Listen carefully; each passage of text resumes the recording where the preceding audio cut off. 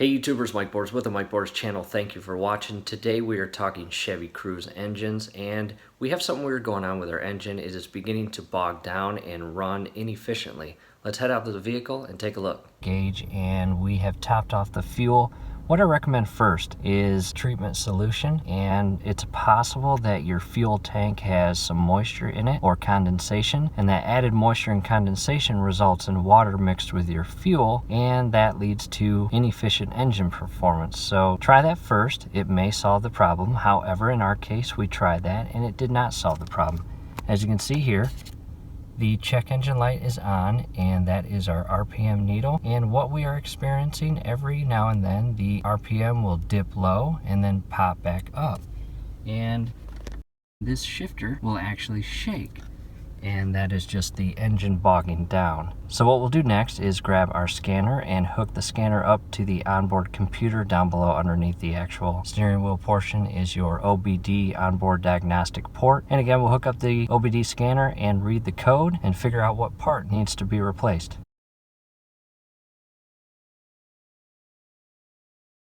Alright YouTubers, after spending a few minutes and doing some research online, we found that this error code was tied to the mass airflow sensor, and this is the Duralast brand from AutoZone. So you get the part number here. In the event that you want to purchase the Duralast brand new part from AutoZone, here is the price, $97.99. It's good for 3 years on a warranty. That's pretty cool. Here are the features and benefits, as you can see here, and additional features here, which go on to explain how it has been designed and tested to meet or exceed the OE, which is the original equipment specifications for the fit, form, and function. A few other miscellaneous item descriptions here.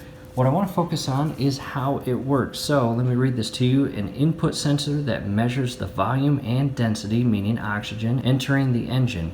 The sensor sends a continuous reading to the vehicle computer, which controls the amount of fuel entering the engine, thus maintaining the correct air-fuel mixture at all times.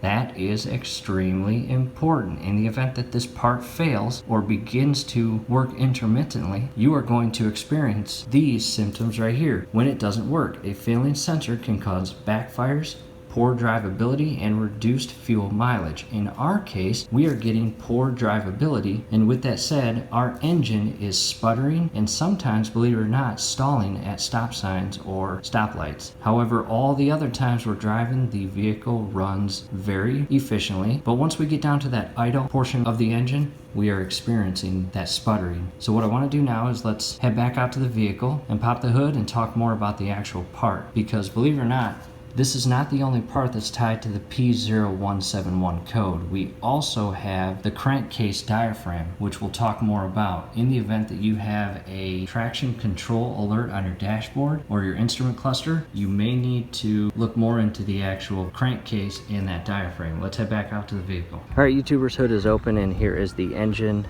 We have the 6-speed manual transmission eco version, and again, in the event that you have the P0171 code, there are a few different items tied to that code. First thing is your crank cover or crankcase here. Inside here you have an internal diaphragm. In the event that that fails, you will get the P0171 code. However, with that code, you will also most likely get the traction control alert on your instrument clutter or dashboard. So in the event that you have that traction control alert, chances are you will have to replace this entire crankcase or cover. Now scrolling above will explain more in depth the actual part. So definitely check out that link scrolling above. A few other additional items here. This is your coil. Underneath your coil unit are your spark plugs. However, again, we did not get that traction control alert. So the second part is your mass airflow sensor, which is right here. Again, we have the eco version manual 6-speed. Here's our air box. Inside this box is our air filter. Your actual mass air sensor may be in a different location. However, that's what it looks like on ours.